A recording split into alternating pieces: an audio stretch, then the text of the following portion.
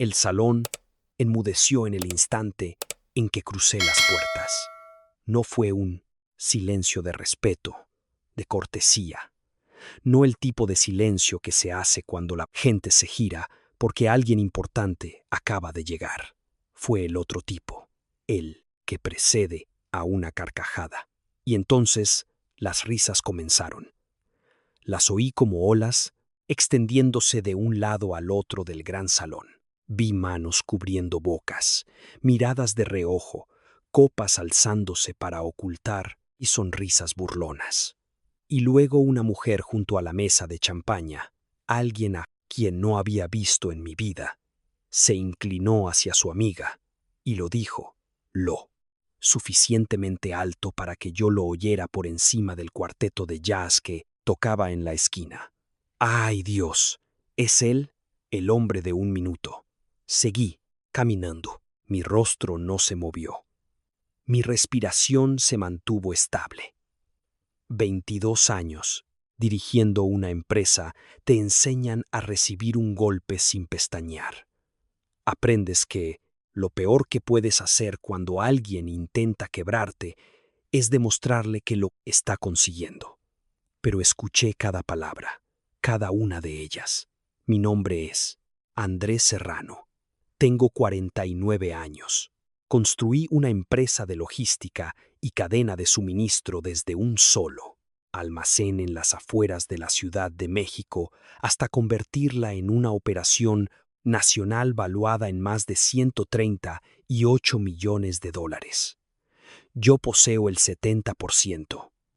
Mi esposa, Sofía, tiene el otro 30%, o lo tenía. Esa noche, en la gran inauguración de la nueva sucursal de Sofía en Monterrey, en el piso 34 de una torre de cristal en el corazón de San Pedro Garza García, rodeado de 400 personas que se reían de mí, tomé una decisión. No fue una decisión emocional ni reactiva. Fue esa clase de decisión fría y precisa que solo puedes tomar cuando la ira es tan profunda que ya se ha vuelto silenciosa. Me di la vuelta y salí por donde había entrado, con calma, sin decir una palabra. Y entonces me puse a trabajar. Antes de contarte lo que pasó después, necesito pedirte algo. Si alguna vez te ha humillado alguien que se suponía que te amaba, si alguna vez has tenido que sonreír mientras algo por dentro se quemaba, deja un comentario. Dime en una sola palabra cómo se siente. Leo cada uno de ellos. Y si esta historia ya te está atrapando, suscríbete y dale like para que más gente las encuentre, porque esta historia, te lo prometo, no va hacia donde crees. Necesito volver al principio, no porque quiera tu compasión. Quiero que entiendas exactamente cómo llegamos a ese salón. Sofía Serrano, de Soltera Leduc, tenía 26 años cuando la conocí. Yo tenía 31. Ella trabajaba como coordinadora de desarrollo de negocios para una agencia de carga mediana en Guadalajara, y yo estaba allí, presentándoles una propuesta de asociación con mi empresa, que entonces tenía 3 años. Ella fue quien me acompañó a la sala juntas. Y cuando hice mi presentación, fue la única persona en esa sala que hizo una pregunta que me obligó a pensar. Dijo, ¿qué les pasa a sus clientes cuando crece demasiado rápido y su infraestructura no da abasto? La miré y pensé, esta mujer es brillante. Cenamos 2 días después. Nos comprometimos 14 meses más tarde. Y hasta los 2 años de nuestro matrimonio, tomé la decisión que definió todo lo que vino después. Le di a Sofía el 30% de las acciones de Logística Serrano. No por una obligación legal, no porque ella me presionara, sino porque creía en ella, porque pensé que éramos socios en todos los sentidos de la palabra, porque yo era el tipo de hombre que, cuando ama a alguien, lo apuesta todo. Eso es importante. Recuérdalo. Durante los primeros 8 años, funcionó. Sofía era genuinamente talentosa. Creó nuestra división de relaciones con clientes de la nada. Desarrolló alianzas con distribuidores regionales que me abrieron puertas que yo solo no habría podido tocar. Tenía una inteligencia social de la que yo carecía. Mientras yo me sentía cómodo con hojas de cálculo y operaciones, ella se sentía cómoda en salones llenos de gente, logrando que confiaran en ella casi al instante. Nos complementábamos. Esa era la historia que nos contábamos. Esa era la historia que yo creía. Lo que no vi, por estar demasiado ocupado dirigiendo la empresa, fue cuando la historia empezó a cambiar. Comenzó hace 3 años. Pequeños detalles al principio. Sofía empezó a impulsar la expansión a Monterrey de forma agresiva, no solo sugiriéndola, sino con una urgencia que se sentía distinta a su habitual pensamiento estratégico. Quería su propia sucursal, su propio equipo, su propio territorio. La apoyé. Por supuesto que lo hice. Respaldé su propuesta con 32 millones de dólares de capital de la subempresa. Luego vinieron las noches de trabajo hasta tarde. Sofía siempre había trabajado duro, pero esto era diferente. Las llamadas que se cortaban cuando yo entraba en la habitación. Los fines de semana que pasaba en Monterrey durante la construcción mientras yo mantenía todo a flote en la Ciudad de México. La forma en que empezó a hablar de su gerente de proyecto en esa obra, un hombre llamado Daniel Vélez, con una familiaridad que se sentía ensayada, como si hubiera practicado cómo decir su nombre de manera casual. No soy un hombre desconfiado por naturaleza, pero sí soy analítico. Me di cuenta. Lo archivé y seguí trabajando. 6 meses antes de la inauguración, contraté a un consultor externo para hacer una revisión de rutina de la estructura financiera de la sucursal de Monterrey. Era un procedimiento estándar. Lo hacía con cada operación importante, pero esta revisión arrojó algo que no era estándar en absoluto. Había una doble contabilidad, no un fraude obvio y dramático, no el tipo de cosa que una persona descuidada dejaría atrás. Eran ajustes sofisticados, en capas, diseñados para parecer variaciones normales a nivel macro. Pero cuando escarbabas, cuando seguías los pagos a proveedores a través de 3 empresas, fantasma que no deberían haber existido, encontrabas un patrón. El dinero se estaba moviendo, no mucho de una vez, pero de forma constante. Durante 18 meses, aproximadamente 4.2 millones de dólares habían sido desviados, silenciosamente, del presupuesto de construcción de Monterrey, y el rastro documental, aunque débil, apuntaba a 2 personas. Uno de ellos era Daniel Vélez. La otra era mi esposa. Me quedé con esa información durante 11 días antes de hacer algo. 11 días de llegar a casa con Sofía, cenar con ella, preguntarle por su día, escucharla hablar sobre la fiesta de inauguración, la lista de invitados y el florista que se había equivocado con los centros de mesa. 11 días viéndola, mentirme en la cara sin que ella supiera que yo podía ver a través de ella. Usé esos 11 días sabiamente. Llamé a David Cárdenas, mi abogado desde hace 14 años y en quien confío más que en casi nadie. Llamé a mi contadora, Renata Campos, que es el ser humano más metódico que he conocido. Y llamé a Francisco Bernal, un investigador financiero forense que ya había utilizado 2 veces para la debida diligencia en adquisiciones. Juntos, durante esos 11 días, construimos un caso exhaustivo, hermético y documentado. Cada transacción, cada empresa fantasma, cada marca de tiempo, cada firma electrónica. También encontramos algo más. Sofía había presentado discretamente la documentación 4 meses antes para reclasificar sus acciones. Estaba enterrado en un archivo corporativo de rutina, del tipo que pasa por un despacho de abogados y solo llega al escritorio del accionista fundador si alguien está vigilando específicamente. Había consultado a un abogado corporativo sobre la reestructuración de la propiedad de una manera que le daría el control operativo de la sucursal de Monterrey como una subsidiaria semi-independiente. Si el trámite hubiera procedido sin objeciones, habría creado efectivamente una entidad separada que ella controlaba por completo, utilizando 32 millones de dólares de mi capital para hacerlo. Estaba construyendo una salida, no solo del matrimonio, sino de la empresa. Y Daniel Vélez era la razón. Encontré los mensajes por accidente. No los estaba buscando. Francisco estaba revisando los registros de comunicaciones en el servidor de la empresa como parte de la investigación financiera. Y allí estaban 2 años de correspondencia en una cuenta de correo de la empresa que Sofía aparentemente nunca pensó en proteger.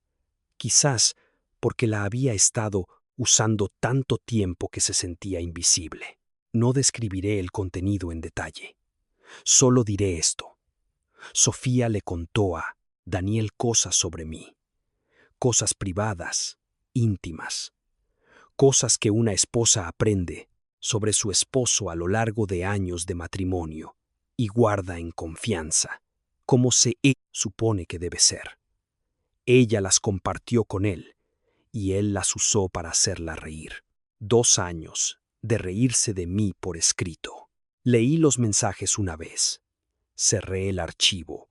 Le dije a Francisco que preservara todo.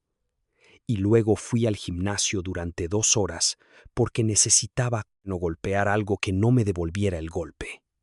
Luego volví a planificar. La fiesta de inauguración estaba programada para un sábado por la noche. Sofía llevaba semanas preparándola. El lugar era el Salón Cumbre en la Torre Vértice, en el corazón de Santa Fe. 400 invitados, cuarteto de jazz, una torre de champaña, todo por lo alto. No había escatimado en gastos porque estaba gastando el dinero de la empresa, mi dinero. Decidí asistir, no porque quisiera enfrentarla públicamente, no porque quisiera una escena. Decidí asistir porque desaparecer esa noche habría sido sospechoso y porque tenía un plan diferente en marcha que requería una secuencia específica de eventos. Lo que no anticipé fue a Daniel Vélez. Llegué a la Torre Vértice a las 7:45.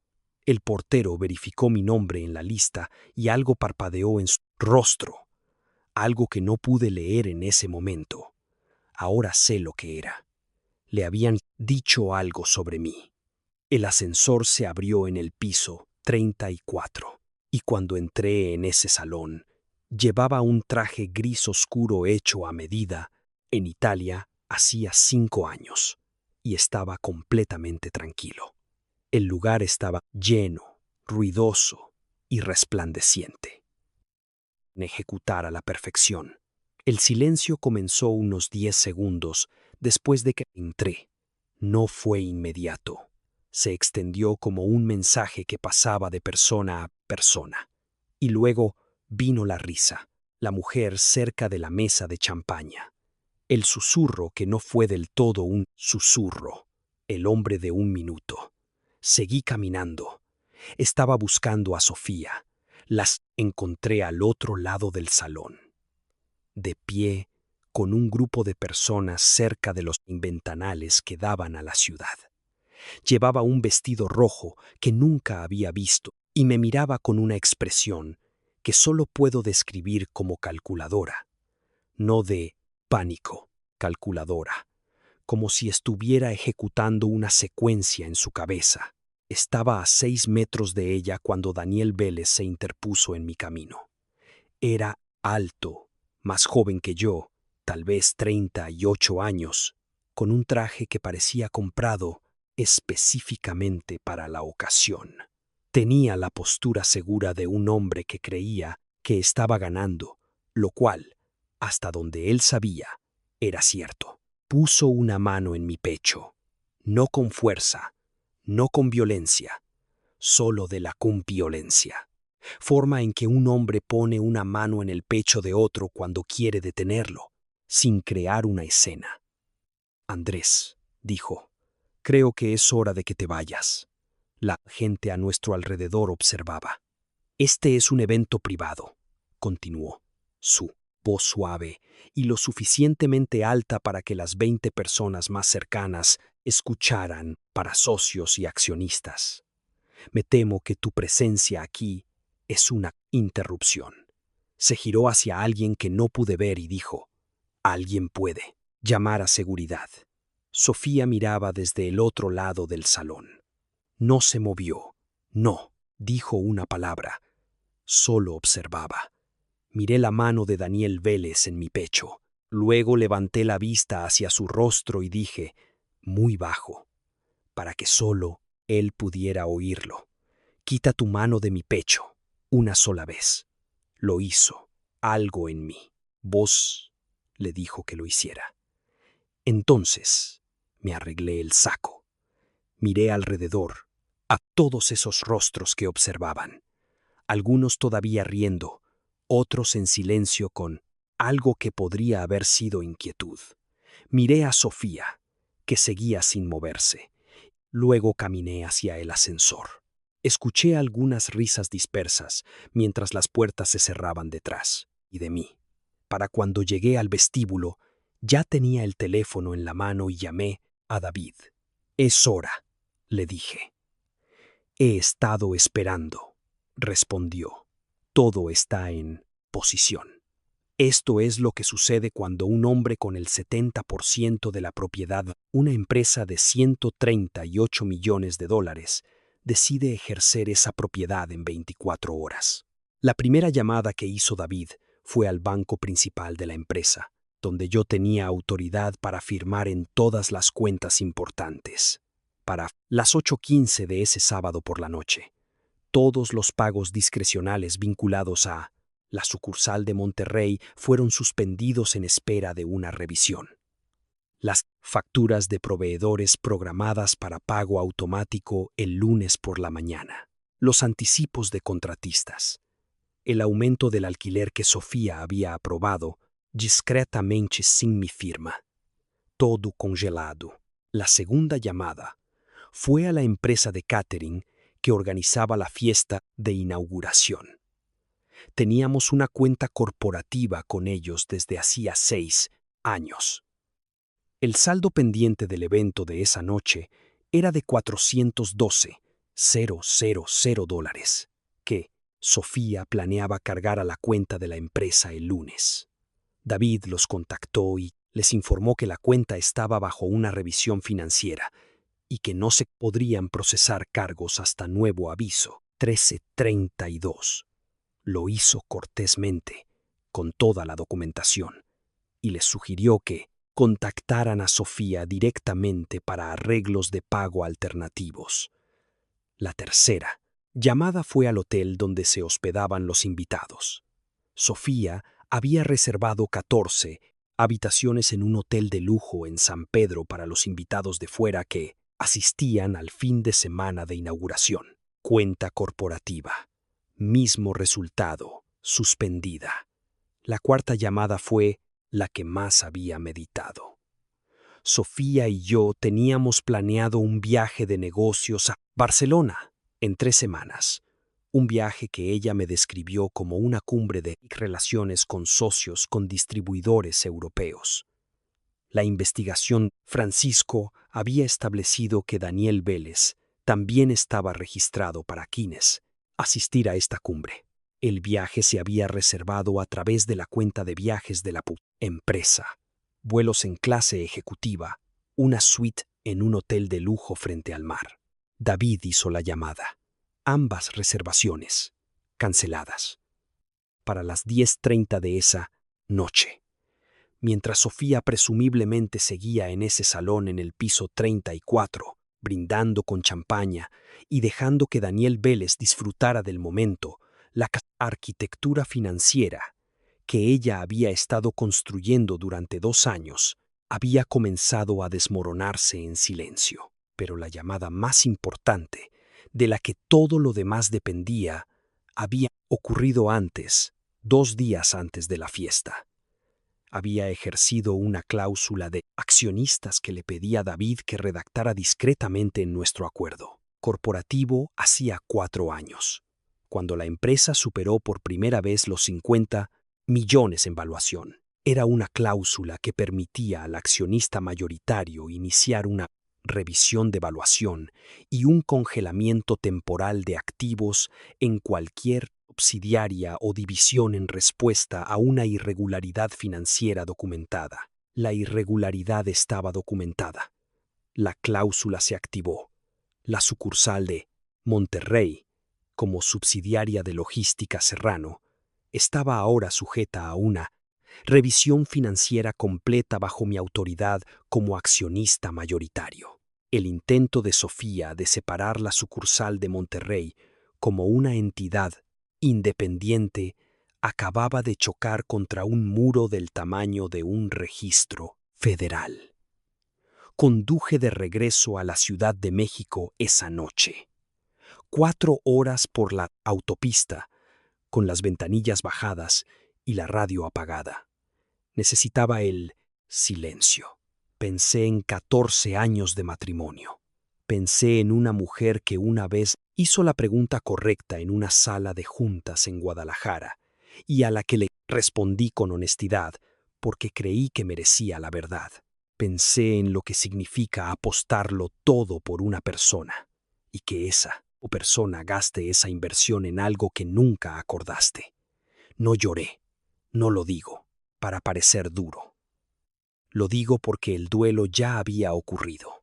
En algún momento, de esos 11 días de observar y construir el caso, ya había pasado por la mayor parte del duelo. Lo que quedaba se sentía más como trabajo, como el tipo de trabajo enfocado y deliberado que había estado haciendo toda mi vida. Llegué a casa a las 2 de la madrugada, me serví un vaso de whisky y me fui a la cama. Mi teléfono tenía 56 llamadas perdidas. La primera llegó a las 10:47 del sábado por la noche. Sofía. La dejé sonar. La segunda, 11 minutos después. El número de Daniel, que tenía desde hace años, porque era un empleado de la empresa. También la dejé sonar. Luego más de Sofía. Luego un número que no reconocí, que resultó ser el director de eventos de la empresa de catering, a quien aparentemente acababan de decirle que el pago del lunes no se procesaría y estaba, comprensiblemente, preocupado. Luego Sofía, otra vez. Luego un número con Lada de Monterrey que no reconocí. Luego Sofía, 4 veces más. Para las 2 a.m. Cuando llegué a casa, el conteo era de 56. Puse el teléfono boca abajo en mi mesita de noche y dormí durante 6 horas. El domingo por la mañana preparé café.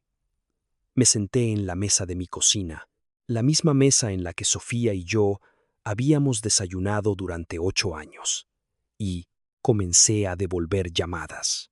No las de Sofía, no las de Daniel, las llamadas de los proveedores, la empresa de catering, el hotel. Atendí a cada uno profesionalmente. Me disculpé por las molestias. Expliqué que había una revisión financiera en curso. Confirmé que las obligaciones de la empresa se abordarían a través de los canales apropiados una vez que concluyera la revisión. Cada conversación fue cortés.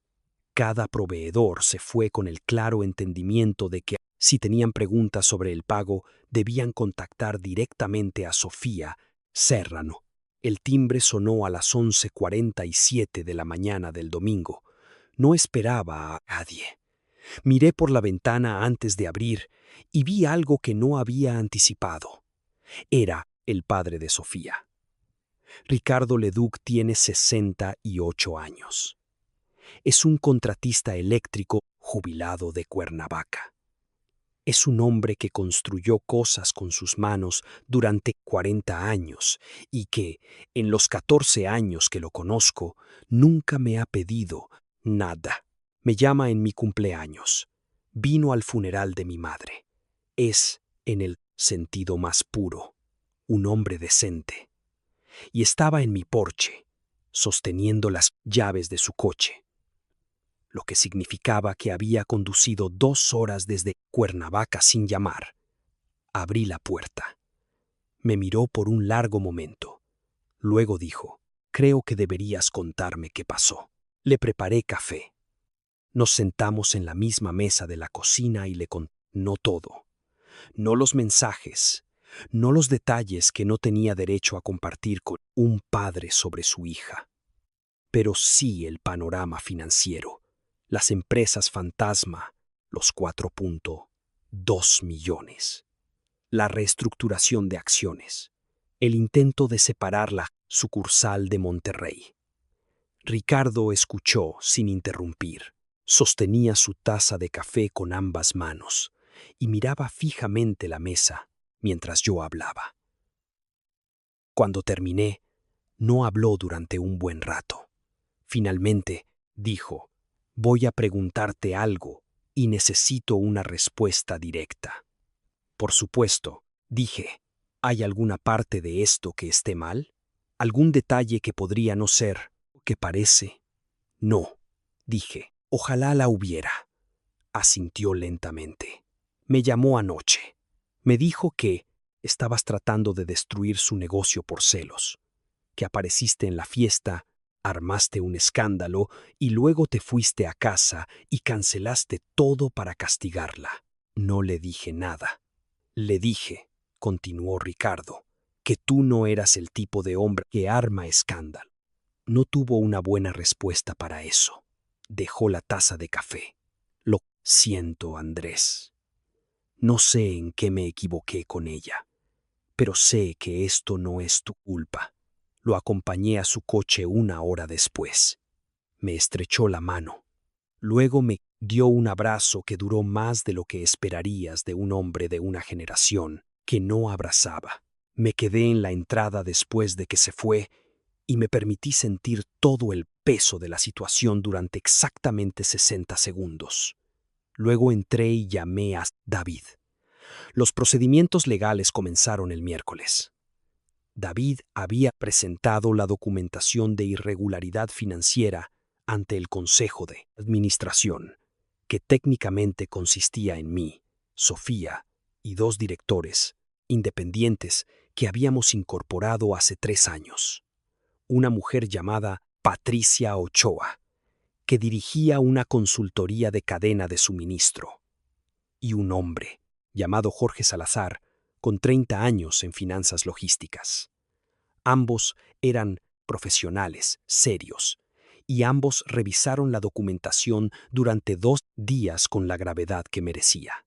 La reunión del consejo se celebró en nuestra oficina de la Ciudad de México un jueves por la tarde. Sofía llegó con su propia abogada, una mujer llamada Carolina Vega, de quien había oído hablar y a quien respetaba. Sofía se veía diferente a como estaba en la fiesta.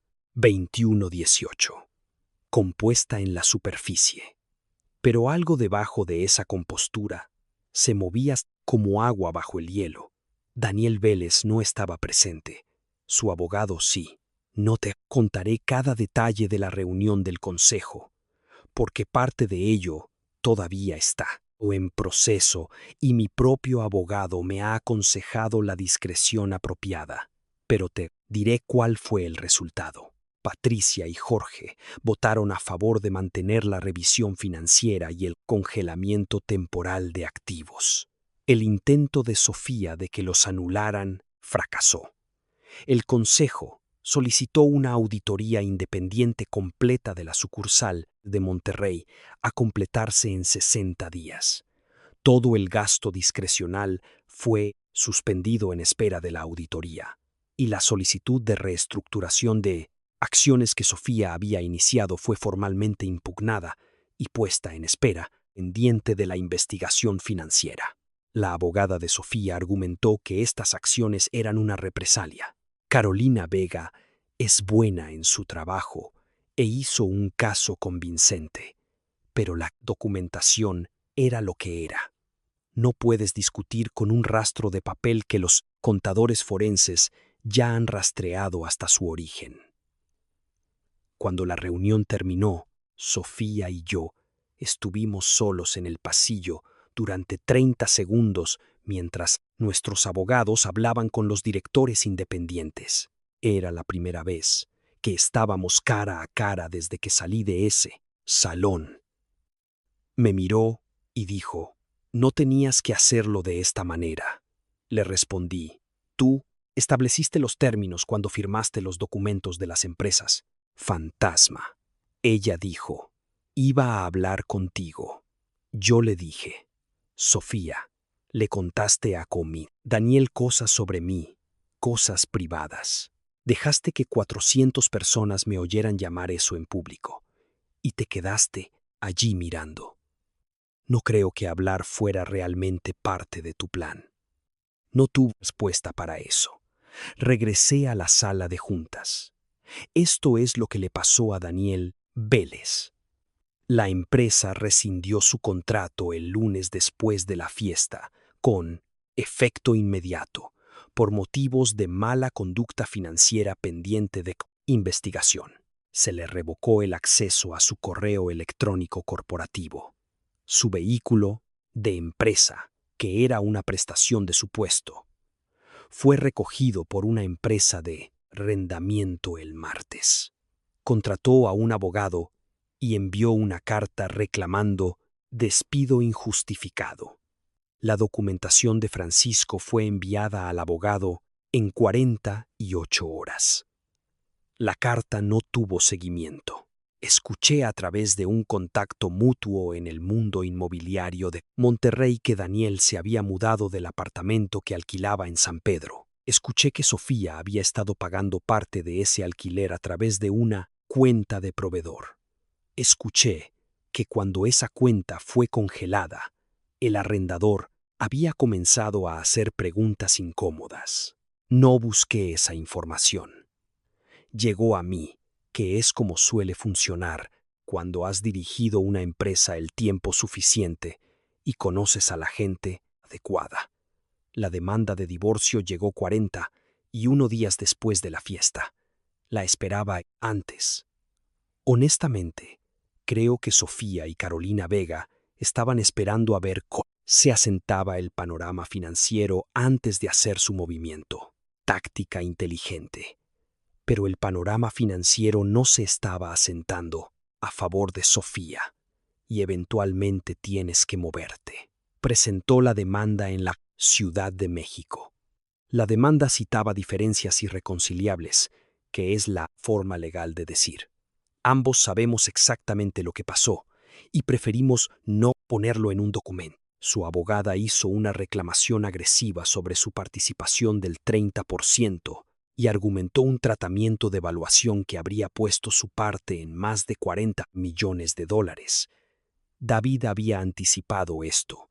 Habíamos pasado 3 semanas preparando nuestra contrapropuesta. La participación del 30% era real y era suya, y no lo estaba disputando. Pero la documentación de mala conducta financiera, los 4.2 millones, las empresas fantasma, el incumplimiento del deber fiduciario, todo estaba ahora formalmente registrado. En México, la mala conducta financiera de un accionista puede afectar los términos de un acuerdo. No elimina la participación, pero cambia la conversación significativamente.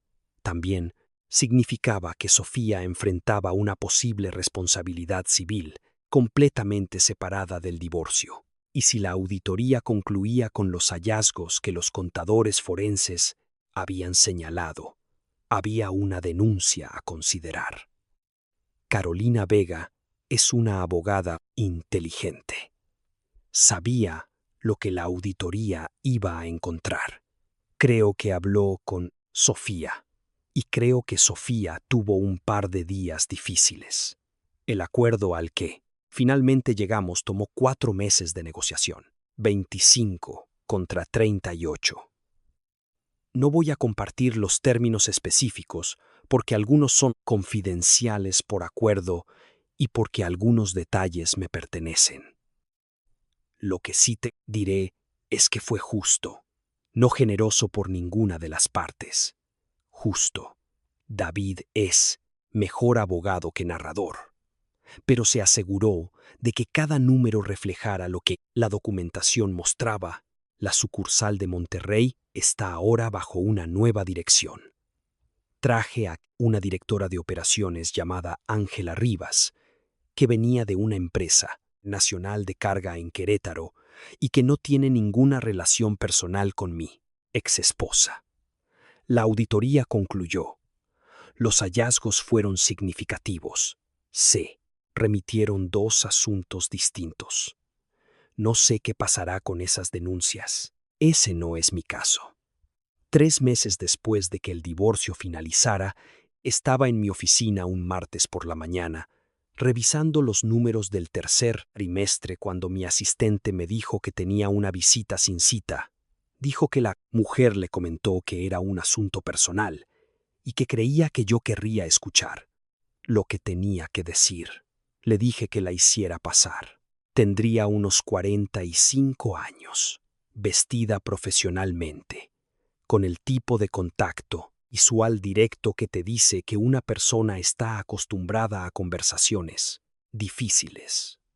Se presentó como Patricia Valdés. Me dijo que era socia de una firma especializada en consultoría de ética corporativa y que había oído lo que había pasado con la sucursal de Monterrey. No de mí, sino de gente en la industria que conocía los resultados de la auditoría.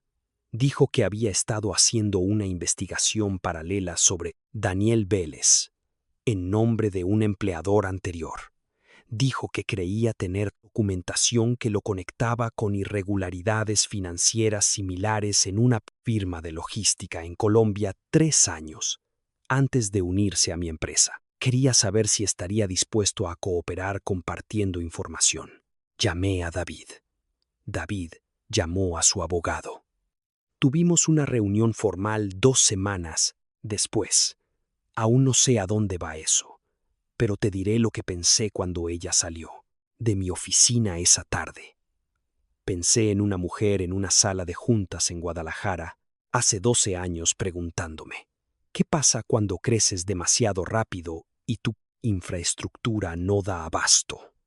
Le di la mejor respuesta que tenía en ese momento, y luego pasé los siguientes 12 años aprendiendo que no era suficiente, que puedes construir la estructura más fuerte del mundo y aún así puede fallarte si la persona en la que confiaste adentro está derribando los muros en silencio. Pero aquí está la cosa. Las estructuras se pueden reconstruir. Yo sé cómo hacer eso. Es lo que siempre he sabido hacer. Hay una cosa más que quiero decirte antes de que esto termine. 3 semanas después de la reunión del consejo, conduje a Cuernavaca un domingo y llevé a Ricardo Leduc a desayunar. Él eligió el lugar, una fonda que aparentemente había estado sirviendo el mismo menú de desayuno desde 1971. Comimos huevos y café regular y hablamos de fútbol durante 20 minutos, que es el único tema que a Ricardo le ha importado con verdadera convicción. Entonces dijo, hablé con Sofía, esperé. Le dije que, sin importar lo que creyera que estaba haciendo, te había tratado muy mal. Que, independientemente de lo que pasara entre ustedes dos, un hombre merecía algo mejor que lo que ella permitió que sucediera en esa fiesta. Miró su café, lloró, que es algo que no esperaba. ¿Dijo algo? Pregunté. Dijo que se había sentido avergonzada de sí misma desde esa noche, que cuando vio tu rostro mientras te ibas, algo se Aclaró que no había estado claro antes. No dije nada. No te estoy pidiendo que la perdones, dijo Ricardo rápidamente. Eso es asunto tuyo. Solo quería que supieras que la mujer que críe todavía está en algún lugar ahí dentro. Simplemente tomó una larga serie de decisiones muy equivocadas. Me miró. Y yo también, probablemente, por no hacer preguntas más difíciles cuando debía haberlas hecho. Le dije que él no era responsable de las decisiones de su hija de 40 años. Él dijo, no, pero soy responsable del desayuno. Tomó la cuenta antes de que yo pudiera alcanzarla. Me senté en mi coche unos minutos antes de volver a la ciudad. Las ventanas de la fonda estaban empañadas en los bordes por el calor del interior. Pensé en lo que significa apostarlo todo por una persona, en lo que se supone que debes hacer cuando esa elección resulta ser equivocada. No tengo una respuesta clara para eso. No estoy seguro de que alguien la tenga. Lo que sé es que las decisiones equivocadas de otras personas no son el final de la historia. Son un capítulo. Y los capítulos terminan. Tengo 49 años. Construí una empresa desde un solo almacén hasta convertirla en algo que vale 138 millones de dólares. Lo logré a lo largo de unos 10.000 días de presentarme, hacer el trabajo y negarme a quedarme en el suelo cuando todo temblaba. Ese sigo siendo yo. El número de personas que pueden definirme cabe en mi mano.